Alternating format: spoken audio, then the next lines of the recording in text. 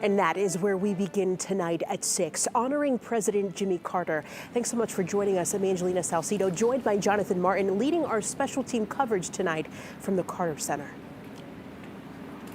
Hi there, Angelina. Tonight we are remembering the peanut farmer who became our president, an incredible life, former President Jimmy Carter. You know, we're here outside the Carter Center tonight. It is closed today. That has not stopped many people from coming by to pay their respects at the front gate, the front entrance, dropping off everything from cards and candles. We've even seen a jar of peanuts and peaches, hard hat, flags, really all signifying different part of the Carter legacy. Now, the public will have a chance to come here starting at Saturday at 7 p.m. as Mr. Carter will lie in repose at the Carter Center. But we do also have more specific details about the services, so we want to give that to you and put that on the screen of what will be happening over the next couple of days, the next few days, in fact. So he will be taken by motorcade to the Carter Center, where he will lie in repose Tuesday, January 7th. Again, this will all start in Plains, Georgia, but then he will lie in state in Washington, D.C. until his official state funeral happening on January 9th, and that'll be at the National Cathedral. After his funeral, he will be taken back to Plains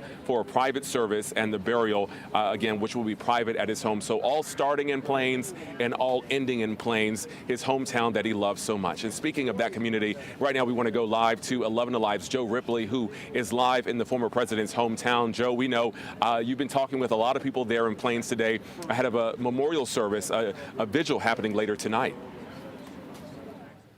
Yeah, that's right. In fact, that vigil underway as we speak, Jonathan. And as you can imagine, people from all over the country have flocked here to Plains to pay their respects to our nation's 39th president and Georgia's own Jimmy Carter. I mentioned this vigil going on behind me here at Maranatha Baptist Church, a place so near and dear to President Carter and former First Lady Rosalind Carter's lives and legacies here. And he taught Sunday schools here for several years, did Carter. And as we know, growing up, faith played a major part in his life, as was his hometown of Plains, his boyhood farm as well, and archery just down the road from here. Carter learned so much from this small town of Plains, such as attention to detail from his father, Earl, respect for others, and a love of learning from his mother, Lillian. President Carter would come back to Plains often to reflect during key moments during his life, when he left the Navy, when he decided to run for governor, when he decided to run for president, and once he left the White House.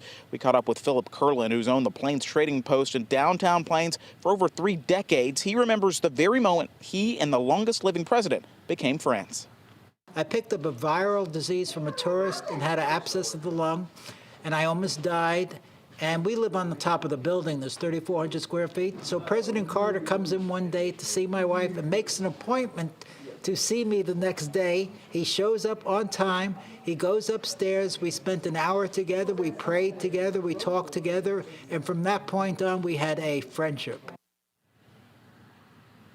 Yeah, that's President Carter in a nutshell for you, right? Someone who cared for his fellow man, who put his own morals, convictions, and faith over politics, and someone who made time to pour into the very community that raised and poured into him. I got a chance earlier to step inside Maranatha Baptist Church during this prayer vigil. Very solemn, serene, and sacred. You could just feel the atmosphere was different, stepping into the very same church where Carter taught Sunday school for so many years.